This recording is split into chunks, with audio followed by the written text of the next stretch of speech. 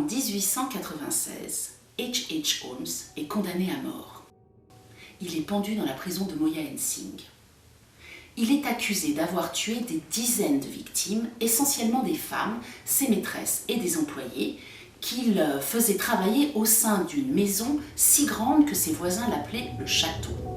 Ce château, justement, est l'endroit dans lequel, en pantoufles, d'une manière totalement cosy, il a pu effectuer tous ses crimes. 35 pièces par étage, une smart house avant l'heure, avec toutes les technologies de l'époque. Il peut tuer à distance de sa chambre en mettant en place un système électrique qui permet d'envoyer une étincelle dans une pièce entièrement murée dans laquelle ses victimes disparaissent. Quel est le but de ces meurtres? L'argent. Il veut faire fructifier son capital. Et il le fait en volant à ses victimes des assurances-vie, des biens et des inventions. Cet endroit est à ce point-là essentiel, ce château, que sans lui, il n'aurait certainement pas pu accomplir tous ses crimes. Il est considéré comme le premier serial killer des États-Unis. Le premier serial killer, non pas totalement, c'est pas une appellation totalement exacte, mais néanmoins c'est la première fois qu'on va utiliser ce terme pour qualifier cette carrière.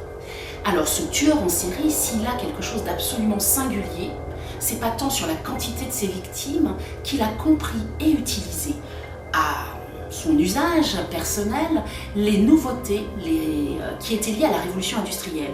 Il a compris que la mécanisation était porteuse de possibilités, qu'il suffisait de faire déplacer de l'usine à la maison. Et justement, sa maison à Chicago se trouve à quelques encablures de la plus grande usine d'équarrissage et la plus moderne usine d'équarrissage de tous les États-Unis.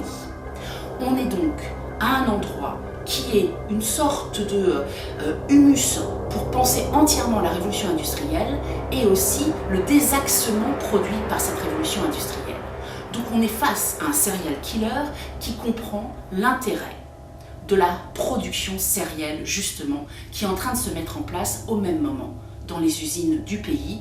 Il incarne aussi bien la part maudite de l'histoire de la mécanisation, de l'histoire du design, et plus encore, on peut voir dans cette figure quelqu'un qui énonce et qui fait un écho assez saisissant avec ce que l'on peut critiquer d'une manière tout à fait évidente dans notre société actuelle.